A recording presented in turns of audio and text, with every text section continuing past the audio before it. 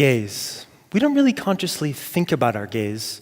If we're watching a movie or looking at a painting, our gaze is moving around the image, maybe fixating on a face or a landscape or an action scene. But whatever it is we're looking at, each of our gaze is not only complex and unique, it's really encoded with layers of insight.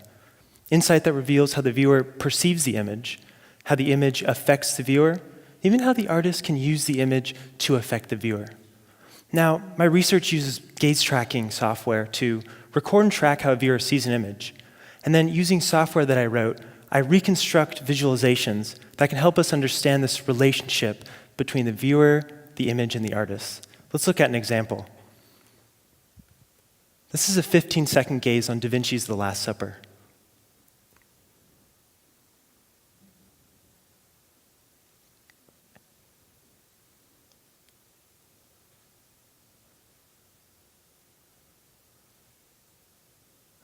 All right, here it is again at half speed.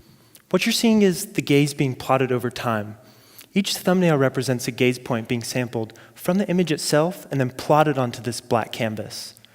So from the visualization, we can see that the gaze is mostly focused on Jesus and the disciples. It doesn't spend too much time on the background or the food on the table. It's mostly focused on the faces and the upper bodies. Now, the most visited spot on the image is, of course, right in the center on Jesus. And the light is the brightest in the center, which sort of brings the eye in.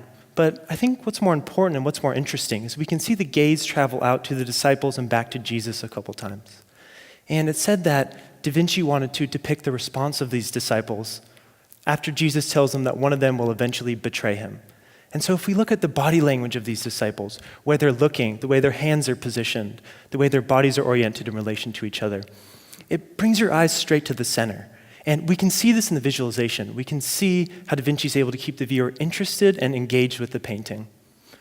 So there's a lot to unpack here.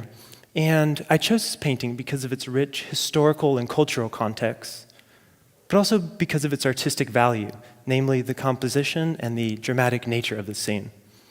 So we can use these visualizations to help us understand how we perceive visual media in terms of the cultural content and the formal visual qualities. But I think more broadly, this project demonstrates art practice as an interdisciplinary approach to using technology critically and creatively to help us understand the relationship between us and visual media. Thank you.